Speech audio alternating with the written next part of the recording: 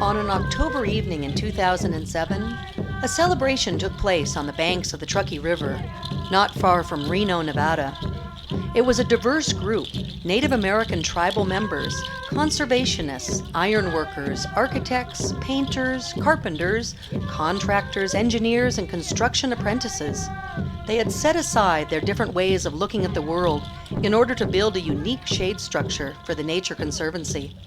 They shared a common goal: to create a place of beauty incorporating native basket-weaving design and providing a place where residents and visitors could appreciate the ecosystem of the Truckee River. The work took several years, and the vision was fulfilled thanks to a unique collaboration of community, conservation, and craftsmanship.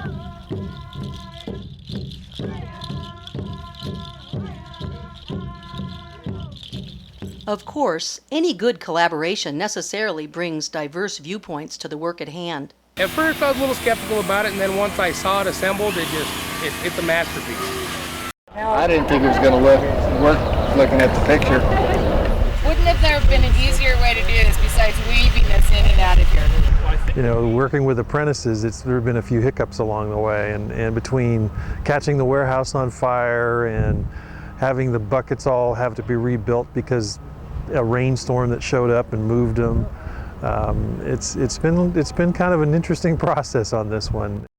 To tell the intriguing story of how the McCarran Ranch Pavilion came to be, we have to start with the water.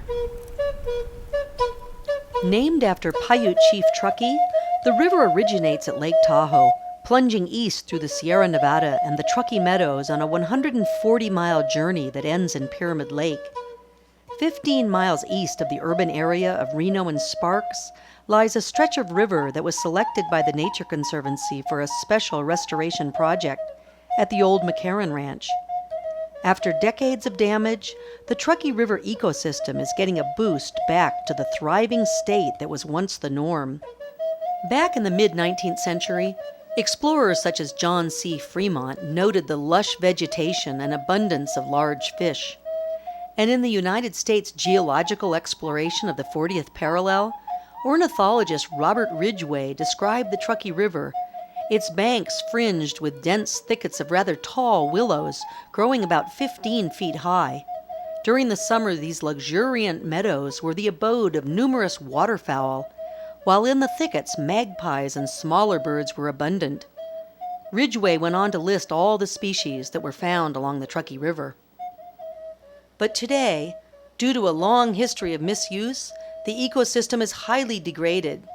It has lost 90% of its riparian forest canopy, about half of its migratory bird species, and a large percentage of native fish populations.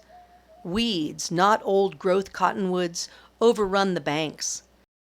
And so it was that in 2003, the Nature Conservancy began working with the community and local partners to restore the Truckee, digging a new meander in the river to reconnect the water to its floodplain, putting riffles and rocks back into the channel to provide better habitat for native fish, creating new wetlands, and replanting native vegetation to provide homes for numerous mammals and birds. The vision of a restored Truckee River ecosystem raised the logical question of how humans could best appreciate the river. A gathering place was in order, but it would need to be special. The Anderson family of Reno was looking for a way to honor the son they had lost, Douglas Carl Anderson. After our son's death, we saw this rugged place as a particularly special place to do something to commemorate his life. With a donation from Bob and Carol Anderson and friends, and a design arts grant from the Nevada Arts Council, the Nature Conservancy worked with Cathexis Architecture in Reno to create a site-specific shade structure. The design as presented to us by Cathexis was very exciting from the initial drawings.